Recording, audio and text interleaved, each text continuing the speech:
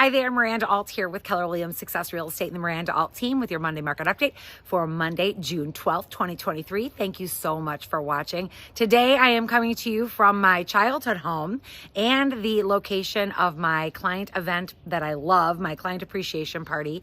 It's coming up on July 2nd. I invite all of my clients here, past and current, to enjoy the fireworks show put on by the city of Crystal Lake. It's a great time. Looking forward to that. So I thought I would bring you your Monday market update from here today. A quick look at our McHenry County statistics for the last 7 days. We had 156 new listings. We had 151 go under contract, 98 closed sales, 35 price changes. We have 3 expireds, which is more than we've seen in a while. And we have 50 on the private network. So we are seeing more homes coming to market and more homes going under contract. Still, this is the 3rd week in a row where we've had less homes going under contract than we've had new listings. So is that an indication of us getting a little bit more inventory? Not sure. Or is it an indication of just more buyers backing out of the market with interest rates going up? Probably a combination of both. We are in our prime summer selling season, even though it's a little chilly today. We are definitely still in our prime summer selling season. So we do have more. It's natural that we would see more homes hit the market right now and more homes go under contract. We've got a rush for people trying to get under contract before school starts in August. So anybody who's trying to make that decision and make that move before school starts, they really got to get under contract within the next 4 weeks or it's just not going to happen. So we've got new listings. Here's an interesting thing. New listings and properties under contract both continue to go up, but so do prices and interest rates. So what's interesting about that is that the bottom line is, folks, people move because of life changes, not because of interest rates. So a lot of people I run into out and about say, oh my gosh, I can't believe people are actually buying houses. Who's buying a house with these interest rates? Interest rates are in the 7s right now. So low 7s, mid 7s. Some people are getting high 6s, but not very many. It's pretty much like 7.25 is what I'm seeing most of my clients locking in at. Now you can buy the rate down. That's a really good option for some people. The 2-to-1 buy down is a good option for a lot of people. But right now, interest rates are higher than they've been in 2 decades. So that's hard for people. But why do people move? They don't move because of interest rates. People refinance because of interest rates, but they don't move because of interest rates. Now, what we're seeing is people who are getting job transfers, they're getting divorced, they're getting married, they're having kids, they're dying. Things are happening that motivate people to move, and those things are still happening. So those are the people that are moving. What we're not seeing is people who are maybe like, oh my gosh, my dream home just hit the market, I'm going to move. Those people aren't really moving. We are not seeing a whole lot of people moving from their $400,000 house that works for them.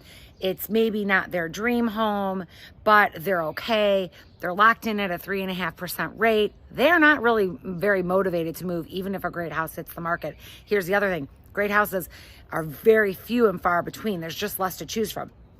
Now, here's an interesting and confusing statistic. We have less homes on the market, but we have more inventory. Okay, now that's a result of the interest rates, in my opinion. What we're seeing is that we actually have far less homes. According to an article that was released this morning by Realtor.com, we have far less homes for sale. We are down 18.5% in the Chicago metro area this year than last year, but our month supply or our absorption rate is double what it was last year. This is because we do have less people moving due to the interest rates. So we have our month supply is measured by how many people are in the market and how quickly those homes are being absorbed. How long will it take to sell out of whatever is currently listed? Now, we have 18% less houses for sale, but we have 2 months inventory. Last year right now, we had 1 month's inventory or less. We have 2 months inventory. What that means is there's less buyers in the market. So we have less homes for sale for sure, but we also have less buyers in the market, which is why our inventory is down in terms of the number of homes for sale, but our inventory is up in terms of our absorption rate or how long it takes to sell out of whatever is currently listed.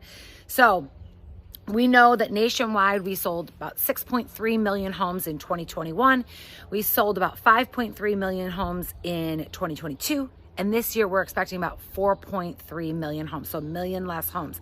Now, on the historical perspective, we're selling about the same number of homes that we sold in about 2012. So it's not a terrible time. It's not like there's the lowest inventory we ever had. That's not the case, but we are far less in comparison to the last 2 years that we've had. Even 2019, we had way more homes for sale than we do now. A couple other things that were in the article that I found very interesting. They did a study, Realtor.com did a study to find out just how much inventory is a problem in various areas, because it is hyper-local, of course. Different parts of the country are seeing more inventory actually in Sarasota than they've had in a long time. Sarasota, Florida. Nashville, Tennessee has more inventory than they've had in a long time. Sorry, these little bugs are driving me crazy. So those areas are seeing more homes for sale than they've had for a while. We here in the Midwest, inventory is very low. Inventory is up, like what I just talked about. So this is the contradictory thing. Inventory is up year over year by a little more than 20%. But this is largely a function of the incredibly low inventory levels of the past couple of years. There aren't more sellers coming onto the market. Instead, homes are sitting longer. And even the current bump in year over year inventory still puts this year below pre-pandemic levels. Nationally, the number of new listings was down 22.7% in May compared with the previous years.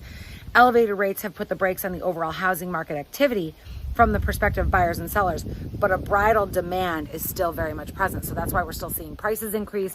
We're still seeing affordability decrease. That's a problem for people. So with higher interest rates and higher prices, affordability is becoming a big issue for us. So what's the end in sight? Well, hopefully over the next few months, we will see interest rates start to come down. We're still hoping, according to Lawrence Yun and a whole lot of economists who know things more than I do, we do expect to see interest rates come down by the end of the year. Hopefully that will free up some inventory, meaning there will be some people who are motivated to move. Maybe they see a house that they really like and they feel like, okay, if interest rates are 5%, I'm comfortable leaving my 3.5% rate for a 5%, but just not for a 7.5%. So let's hope that continues through the end of the year and we have a nice, strong third and fourth quarter. I'm Miranda Alt with Keller Williams Success Real Estate, the Miranda Alt team. Thank you so much for watching. I hope you have a great rest of your Monday, and stay tuned. We'll be in touch. I'll be back next Monday with more reports. Have a great day. Bye.